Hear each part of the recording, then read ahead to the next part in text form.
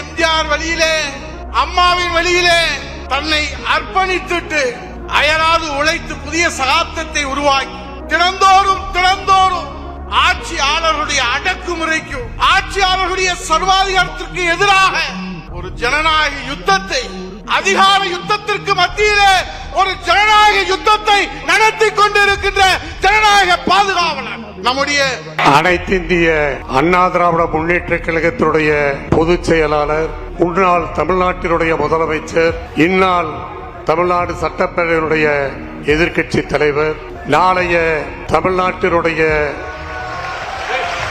வருங்கால முதலமைச்சர் மாண்புமிகு புரட்சி தமிழர் எடப்பாடியார் அவர்களை பணிந்து வணங்குகிறேன். அண்ணன் எடப்பாடி அவர்களே, தாங்கள் வந்த பாதை மலர் தூவப்பட்ட பாதை அல்ல, முள் சூடிய பாதை. அரசியல் சூழ்ச்சிகள், துரோகங்கள், அடுக்கடுக்கான தாக்குதல்கள் இவைகளெல்லாம் உங்களை பின்னுக்கு தள்ளவில்லை, அவைகள் அடுத்தடுத்து உங்களை முன்னுக்கு தள்ளின. அம்மாவிற்கு பின்பு நமக்கான ஒரே தலைவர் எடப்பாடியார் தான் என்று மனப்பூர்வமாக ஏற்றுக்கொண்டதன் விளைவாகத்தான் இன்றைக்கு அவர் பொதுச் செயலாளராக இன்றைக்கும் இந்த இயக்கத்திற்கு வழிநடத்தி கொண்டிருக்கிறார். அம்மா இல்லையே என்ற இயக்கம் ஒரு புறத்தில் இருந்தாலும் நம்முடைய அண்ணன் இருக்கிறார், நம்மை பார்த்துக் கொள்வதற்கு என்று நாம் தைரியமாக இருக்கிறோம். எஸ்ஐஆர் என்ற வாக்கு சேர்ப்பை கண்ணும் கருத்துமாக பாருங்கள். 100 ஓட்டு, 50 ஓட்டு, 10 ஓட்டு என்றாலும் விடாதீர்கள். 2 லட்சம் ஓட்டில் தான் நாம் தோற்றிருக்கிறோம்.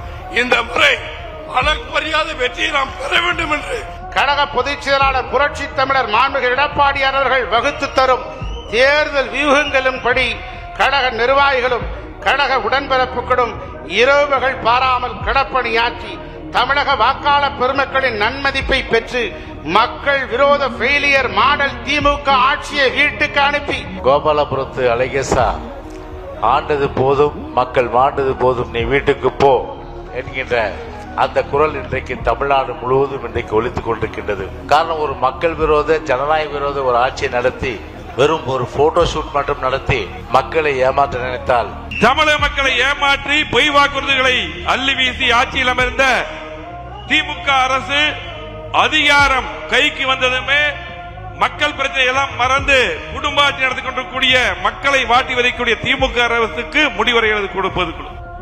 உயிருள்ள வரை இந்த அனைத்து இந்திய அண்ணா திராவிட முன்னேற்றம் இது எங்க கட்சி, எங்க கட்சிடா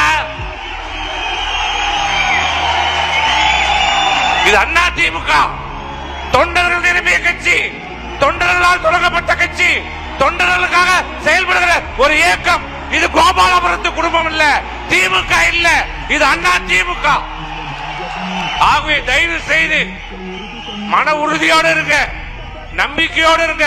உங்கள் தைரியம், உங்க மன உறுதிதான் அண்ணா திமுகவை எடப்பாடியார் 2024 மீண்டும் தமிழ்நாட்டுடைய முதலமைச்சராக நாம் அமர வைக்க வேண்டும் என்பது கூறி, தொண்டர்களில் ஒருவராக இருந்து, தொண்டராக இருந்து, கிளை செயலாளராக இருந்து, ஒன்றிய செயலாளர் இருந்து, அமைப்பு செயலாளர் இருந்து, கொள்கை பரப்பு செயலாளர் இருந்து, இப்படி படிப்படியாக உருவாகி தலைவருடைய நன்மதிப்பை பெற்று தொண்டர்கள் 2 கோடி தொண்டருடைய உணர்வோடு பொதுக்குழுவிலே பொதுச் செயலாளர் என்ற அந்தஸ்தை பெற்று இன்று அமர்ந்திருக்கின்ற பொதுச் செயலாளரை வீழ்த்த வேண்டும் என்று துரோகிகள் முயற்சிக்கிறார்கள். அந்த துரோகிகளும் எப்படி புரட்சி தலைவர் ஆட்சி காலத்தில் வெளியேறி புரட்சி தலைவரை வீழ்த்த வேண்டும் என்று முயற்சி செய்து தோற்றார்களோ, அதே போல எப்படி புரட்சி தலைவி அம்மாவர்கள் ஆட்சி காலத்திலே சுவைத்துவிட்டு வெளியேறி புரட்சி தலைவியை விமர்சனம் செய்து புரட்சிகளை வீழ்த்த வேண்டும் என்று சொல்ல அவர்கள் காணாமல் போய்விட்டார்களோ, அதே நிலைதான் இன்று நம்மை எதிர்க்கின்ற துரோகிகள்